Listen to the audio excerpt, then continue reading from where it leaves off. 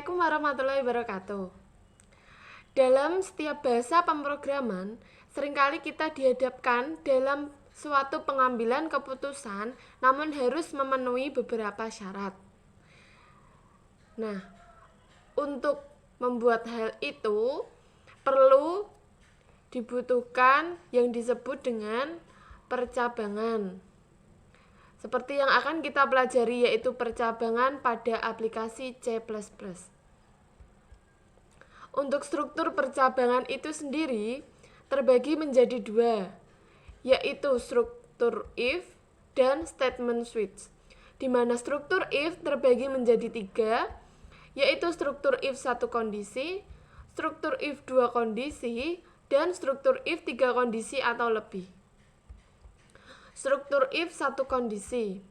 Statement if digunakan untuk membandingkan suatu kondisi ke kondisi tertentu.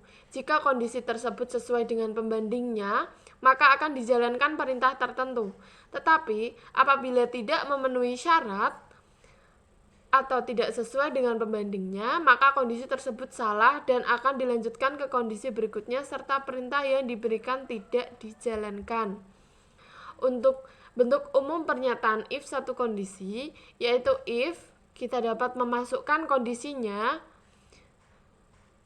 atau syaratnya atau ekspresinya juga. Nanti ada statement 1, statement 2. Namun dapat diingat pernyataan dilaksanakan jika dan hanya jika kondisi yang diinginkan terpenuhi. Jika tidak, program tidak memberikan hasil apa-apa. Dapat kita lihat alur eksekusi pernyataan if satu kondisi, yaitu if atau ekspresi atau kondisi atau syaratnya yang akan kita masukkan nanti. Jika benar maka akan kembali ke pernyataan, namun jika salah maka akan kembali ke statement berikutnya atau tidak dijalankan. Untuk lebih jelasnya, mari kita langsung belajar pada aplikasinya ya. Dapat dilihat teman-teman. Untuk struktur if satu kondisi, di mana if syaratnya saya membuat syarat jika nilai lebih dari sama dengan 65, maka dinyatakan lulus. Dinyatakan lulus, akan muncul kata seperti ini. Namun jika tidak memenuhi syarat, yaitu tidak memenuhi lebih dari sama dengan 65, dapat dilihat ya teman-teman. Saya coba masukkan nilainya 80. Nah, seperti yang sudah saya bilang tadi, maka akan muncul kata selamat Anda lulus, yaitu pernyataan selamat Anda lulus. Namun jika tidak, saya coba masukkan nilainya 55. Tidak muncul hasil apa-apa. Seperti yang sudah saya bilang tadi, program tidak akan berjalan atau tidak memberikan hasil apa-apa, tidak terlihat keterangannya, tidak memberikan hasil apapun. Bisa dimengerti? Yang kedua, yaitu struktur if dua kondisi.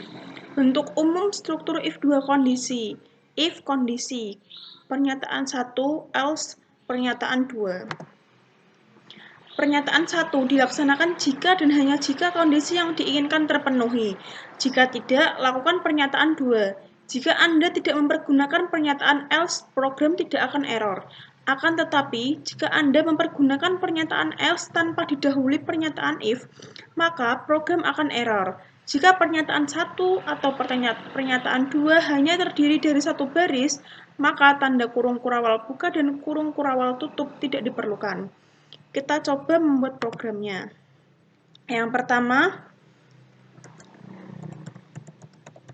include iostream, lalu enter, using namespace std in main,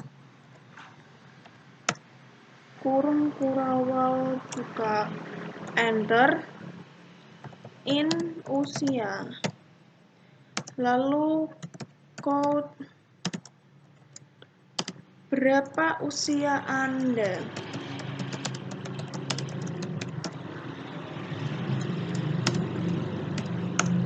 Lalu Cin usia.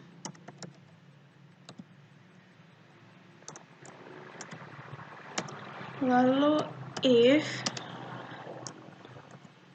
usia kurang dari 17.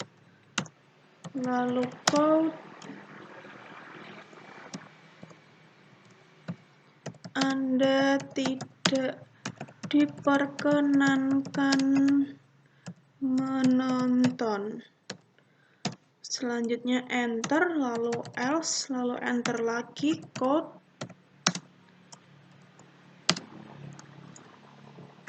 Selamat menonton.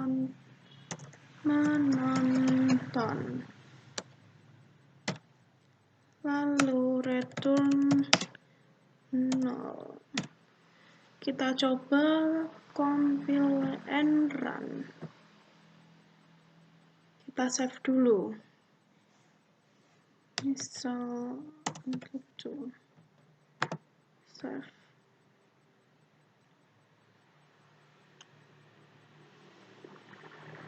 Oke, bisa ya. Jadi kita berapa usia Anda? Misal 18. Kita enter. Jadi diperbolehkan menonton karena tulisan di situ ada selamat menonton. Misalkan kita tulis usianya 13. Usia 13. Enter. Anda tidak diperkenankan menonton. Ya, jadi seperti itu. Oke, kita lanjut ke subbab yang ketiga, yaitu struktur if 3 kondisi atau lebih, atau biasa disebut dengan if else if. Sebelum ke contoh program, ada beberapa hal yang harus diperhatikan. Yang pertama adalah percabangan jenis ini merupakan pengembangan dari struktur if else yang hanya memiliki 2 kondisi. Karena dalam percabangan ini akan menambahkan atau menyisipkan 1 atau lebih kondisi di dalamnya.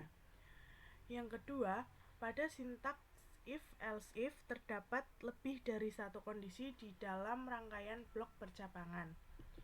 Dan yang ketiga, proses pengujian kondisinya dimulai dari kondisi paling atas ke bawah.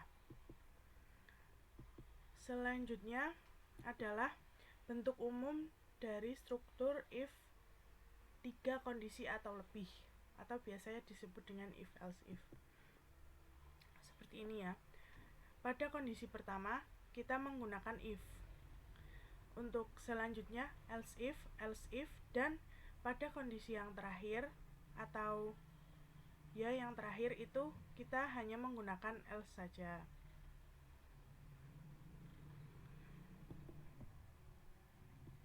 Selanjutnya, kita lanjut ke program.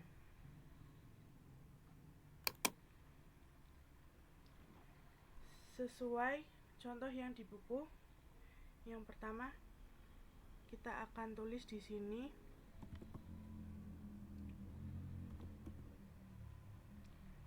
include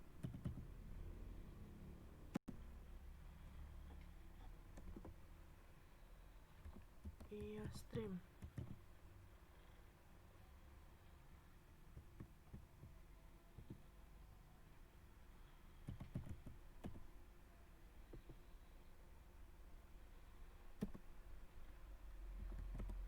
Using namespace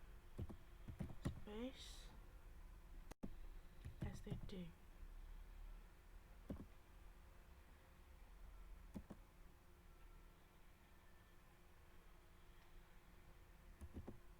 In main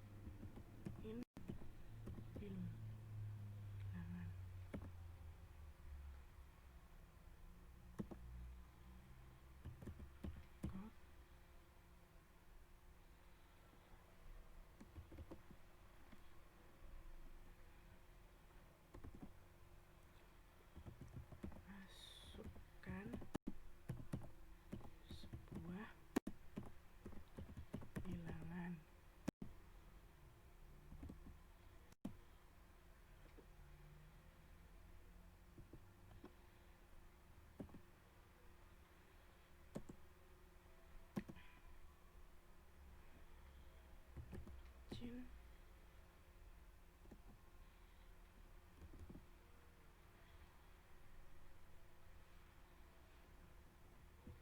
bill.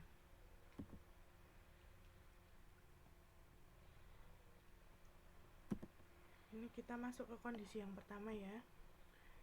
If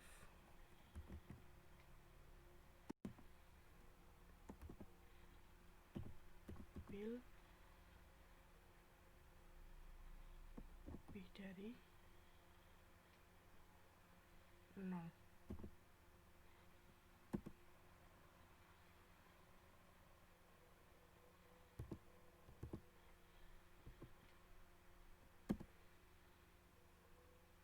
Code-nya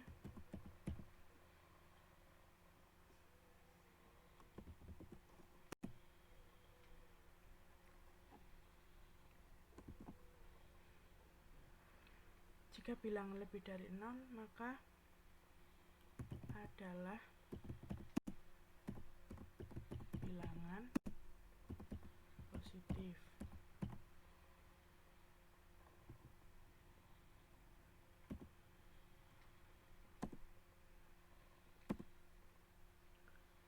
Selanjutnya kita masuk ke kondisi kedua, else if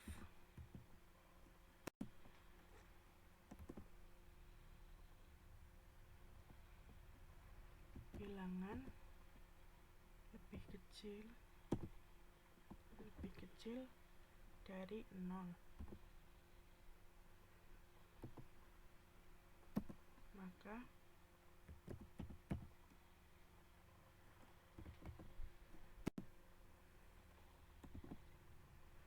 adalah bilangan negatif.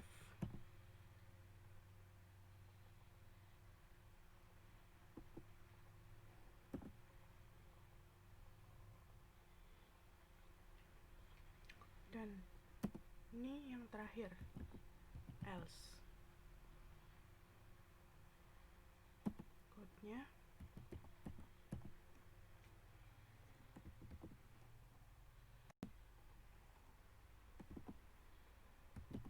Anda memasukkan bilangan 0. Bilangan 0.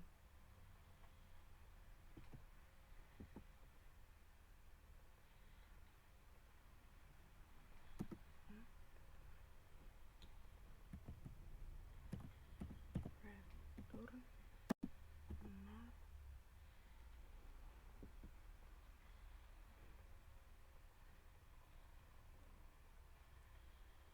Oke, ini sudah kita save ya. Namanya terserah, misal 1, 2, 3, 4. Lagi kita save dan kita coba run. Masukkan sebuah bilangan, misal sini ya, misal kita masukkan bilangan 9, kita enter, maka adalah bilangan positif karena 9 merupakan bilangan yang lebih dari 0, maka ini adalah bilangan positif. Lalu kita akan masukkan lagi misal minus 3,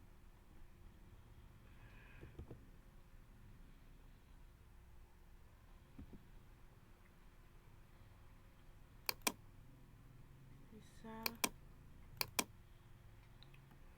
minus 3, kita enter lagi, minus 3 adalah bilangan negatif.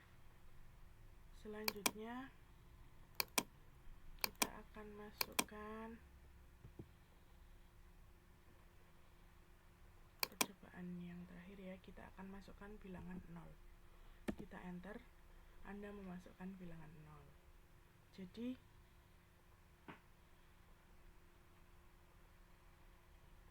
sudah jelas ya semuanya ya. Oke, teman-teman, sekarang kita lanjut ke subbab 4, yaitu statement switch dari bab 4 percabangan. Sebelum kita ke program, kita perlu tahu Statement switch itu apa? Jadi pernyataan switch adalah pernyataan yang digunakan untuk menjalankan salah satu pernyataan dari beberapa kemungkinan pernyataan berdasarkan nilai dari sebuah ungkapan dan nilai penyeleksian. Pernyataan if, else, if jamak dapat dibangun dengan pernyataan switch.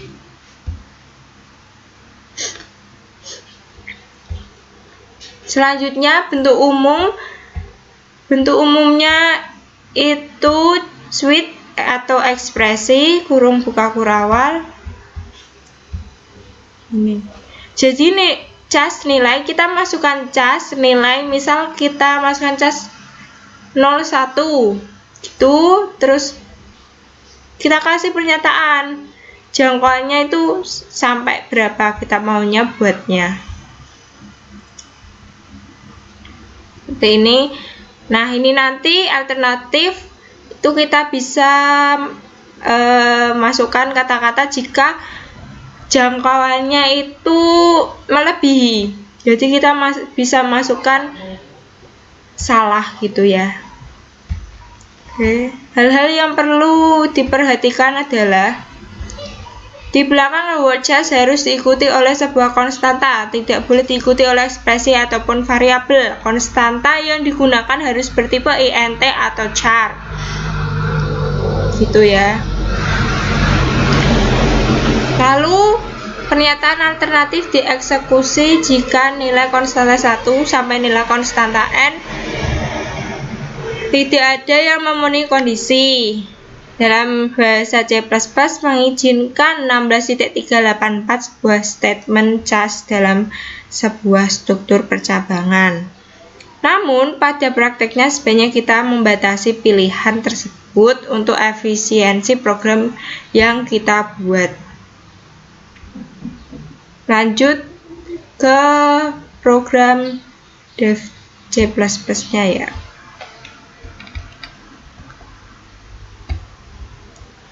Ini kita namai dulu statement switch, kemudian kasih file header-nya include iostream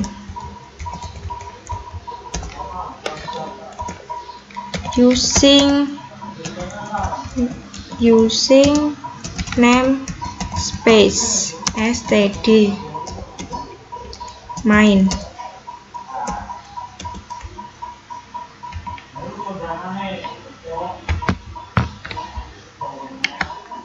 Balik ini. Seperti ini ya.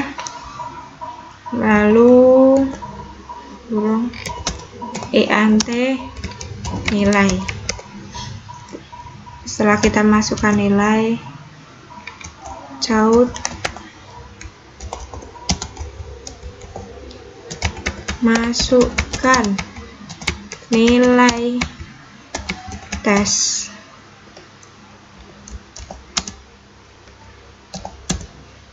Jin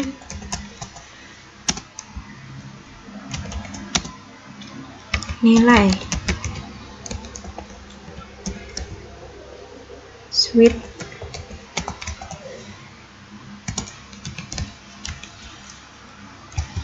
nilai 10.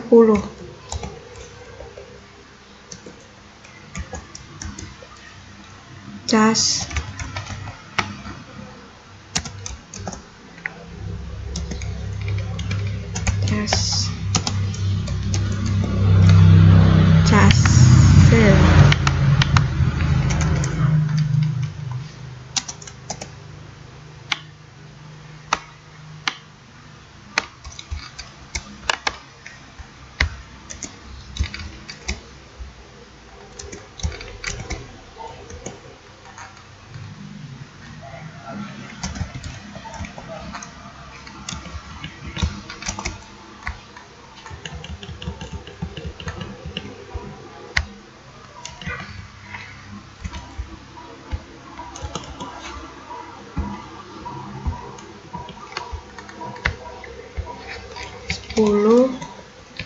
9, 8, 7, 6, 5, 4, 3, 2, 1, 0. Kemudian jangkauan saya mau buat jangkauan 80 sampai 100, berarti dicau A break seperti ini. Kita copy paste aja, nanti kita ubah variabelnya C D E begini. Lalu di dalam rumusnya tadi kan ada default nih, default salah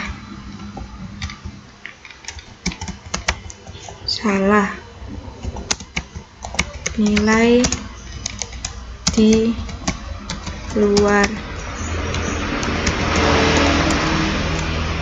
jangkauan, seperti ini ya. Oke, seperti ini teman-teman, kita coba 1, 2, 3. Nah, bisa masukkan nilai tes, kita jalankan. Kita misalkan masukkan nilai tes 93 di kisaran A, karena kisaran A itu jangkauannya 8 sampai 10, jadi yang dimaksud itu 80 sampai 100. Kemudian kita coba, misalnya kita coba 245, maka nanti otomatis akan terlihat di sini salah nilai di luar jangkauan, karena kita hanya mengasihkan jangkauan 0 sampai 100 saja. Jadi lebih dari 100 itu tidak bisa, artinya nilai di luar jangkauan. Semisal kita masukkan nilai 0, maka secara otomatis nilai tes kita akan berada di variabel atau abjad E ya, seperti ini.